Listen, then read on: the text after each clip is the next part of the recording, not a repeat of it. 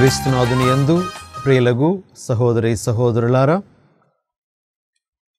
క్రీస్తు సాక్షాత్కార మహోత్సవ ధ్యానాంశానికి మీకు స్వాగతం. ఈరోజు సమస్త శ్రీ సభ క్రీస్తు సాక్షాత్కార మహోత్సవం లేదా ముగ్గురు రాజుల పండుగను కొనియాడుతూ ఉంది. ఈ సందర్భంగా మనము ధ్యానించడానికి ఇవ్వబడినటువంటి సువార్త పఠనం మత్తయి శుభవార్త 2వ అధ్యాయం 1 నుండి 12 వరకు ఉన్న వచనాలు. ఈ వచనాలను ఆధారంగా చేసుకొని ఈనాటి మహోత్సవం మనకు ఎటువంటి సందేశాలను ఇస్తుందో మనము గ్రహించడానికి ప్రయత్నం చేద్దాం. మొట్టమొదటిగా,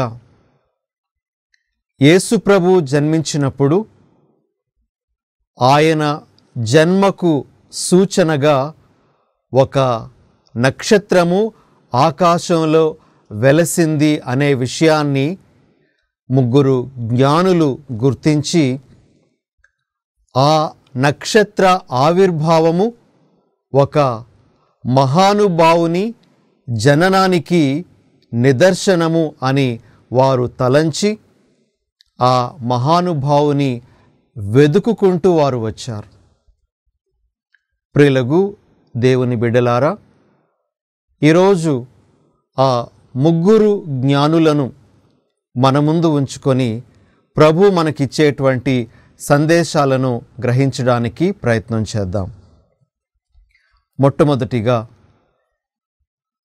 దేవుని దర్శించాలి అనేటువంటి కోరిక చాలా గాఢంగా మన మనసుల్లో ఉన్నప్పుడు ఆ కోరిక తప్పనిసరిగా నెరవేరుతుంది అని ఈ ముగ్గురు జ్ఞానుల జీవితం మనకు తేటతెల్లం చేస్తుంది. ఒక చిన్న కథ ద్వారా మనము ఈ విషయాన్ని గ్రహించవచ్చు. ఒకసారి ఒక శిష్యుడు తన గురువు దగ్గరకు వెళ్ళి ఈ విధంగా అడిగాడట, గురువుగారండి, నాకు ఎలాగైనా సరే దేవుని మీరు చూపించాలి అని. ఆ గురువుగారు ఆ శిష్యుని యొక్క ప్రశ్నను గ్రహించి, సరే, రేపు ఉదయం నేను నీకు దేవుని చూపిస్తాను, నాతో పాటు నువ్వు రావాలి అని అన్నారు. వెంటనే ఆ గురువు చెప్పినటువంటి మాటలకు శిష్యుడు ఒప్పుకొని మరుసటి రోజు ఉదయాన్నే గురువు దగ్గరకు వెళ్ళాడు.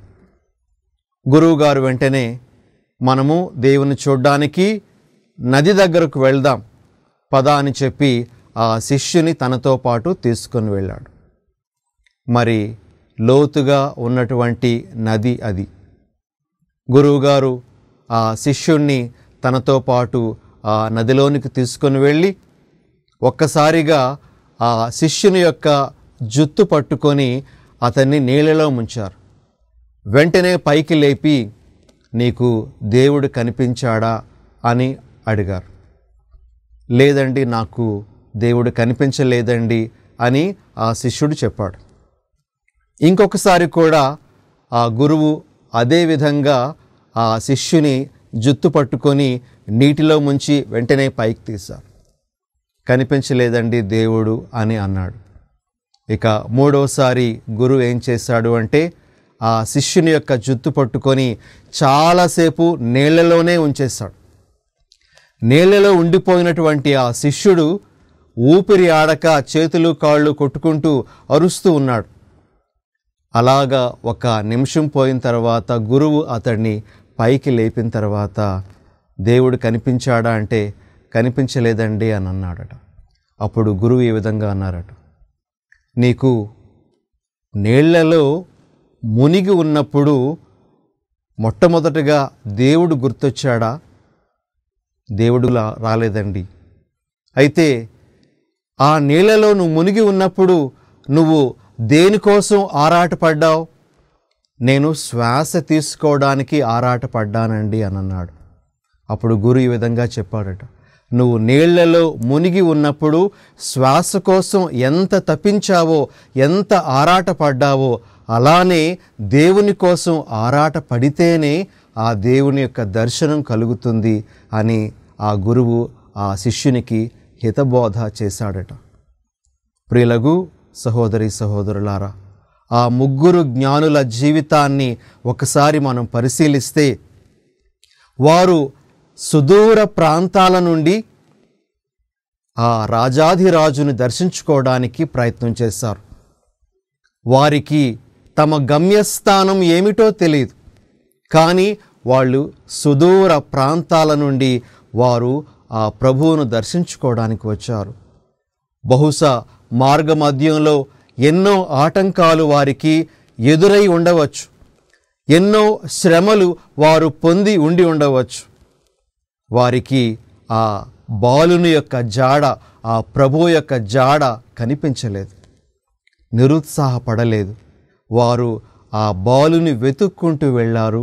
ఆ విధంగా వారికి దైవ దర్శనం అనేటువంటిది కలిగింది. దైవ దర్శనం, దైవ సాక్షాత్కారం అనేటువంటిది బాగా పరితపించి కోరుకున్నటువంటి వారికి మాత్రమే లభిస్తుంది అనేటువంటి సందేశం ఈ ముగ్గురు జ్ఞానుల మహోత్సవం మనకు తెలియజేస్తూ ఉంది. దేవుడు మనకు దర్శనమిస్తారు.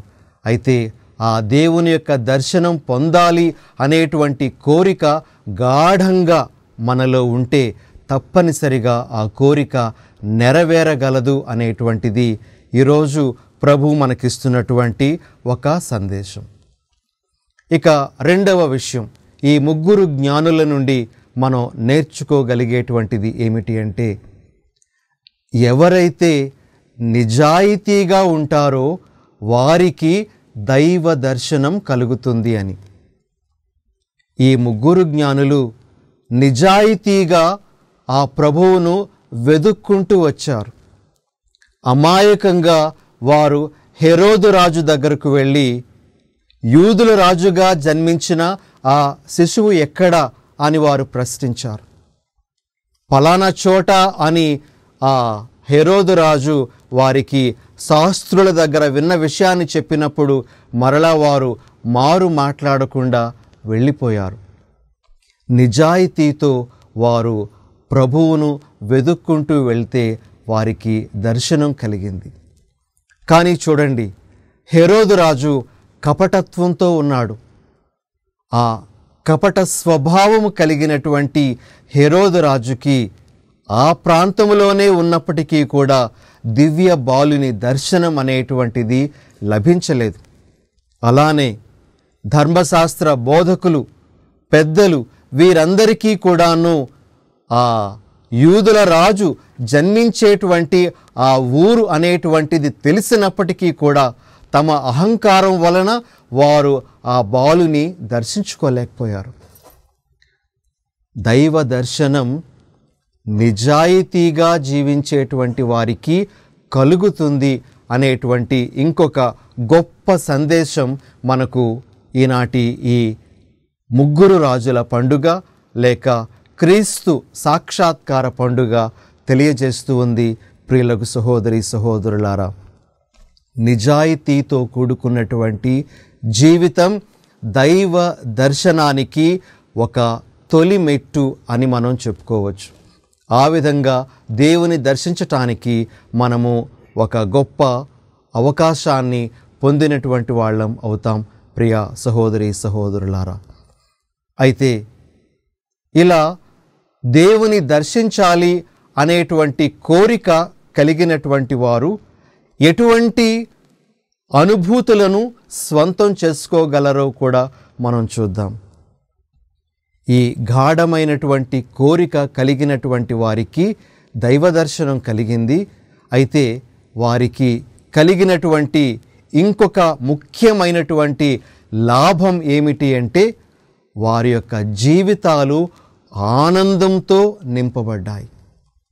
ఇది ఈరోజు ముగ్గురు రాజుల మహోత్సవం మనకు ఇస్తున్నటువంటి ఇంకొక సందేశం. ప్రియ సహోదరి సహోదరులారా, దేవుని దర్శించేటువంటి వారికి, దేవుని తెలుసుకునేటువంటి వారికి, దేవుని దగ్గర ఉండేటువంటి వారికి చెప్పలేనంత ఆనందం కలుగుతూ ఉంది అనేటువంటిది ఈ ముగ్గురు రాజుల మహోత్సవం మనకు తెలియజేస్తూ ఉంది. దీనికి సంబంధించి మనం ఈ విధంగా వాక్యాన్ని చదవవచ్చు. మత్తయి శుభవార్త 2వ అధ్యాయము 10వ వచనంలో ఈ విధంగా వ్రాయబడి ఉంది.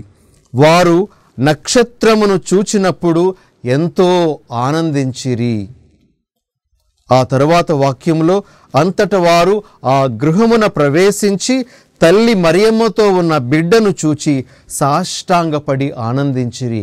ఎంతో ఆనందంతో వారి యొక్క హృదయం నిండిపోయింది. ఆ ఆనంద హృదయాలతో వారు వెళ్ళి ఆ ప్రభువుని ఆరాధించుకున్నారు. ప్రియులకు సహోదరి సహోదరులారా, దైవ దర్శనం కలిగినటువంటి వారి జీవితాలు ఆనందమయం అవుతాయి. దేవుని పొంది ఉన్నటువంటి వారి యొక్క జీవితాలు సంతోషమయం అవుతాయి. దేవునితో సహవసించేటువంటి వారి జీవితాలు ఆనందకరంగా ఉంటాయి అనేటువంటి ఇంకొక సందేశం మనకి ఈ ముగ్గురు రాజుల జీవితం తెలియజేస్తూ ఉంది. మరి ఇంకొక ముఖ్యమైనటువంటి విషయం ప్రియ సహోదరి సహోదరులారా, ఈ ముగ్గురు రాజులు తమతో పాటు విలువైనటువంటి కానుకలను ఆ బాలునికి, ఆ ప్రభువునకు సమర్పించుకోవడానికి తీసుకొని వచ్చారు. ఆ కానుకలను వారు ఆ ప్రభు పాదాల దగ్గర పెట్టడం కూడా జరిగింది. మరి దేవుని దర్శించడం అనేటువంటిది మనకు ఇంకొక బాధ్యతను తెలియజేస్తూ ఉంది. ఆ బాధ్యత ఏమిటి అంటే, మన జీవితంలో మనము ఏది విలువైనది అని అనుకుంటున్నామో దానిని కూడా మనము ఆ ప్రభు పాదాల దగ్గర పెడతాం. ఒకవేళ మన కుటుంబము మనకు విలువైనది అని అనుకుంటే, దైవానుభూతి పొందినటువంటి మనము ఆ కుటుంబాన్ని ప్రభు పాదాల దగ్గర పెడతాం.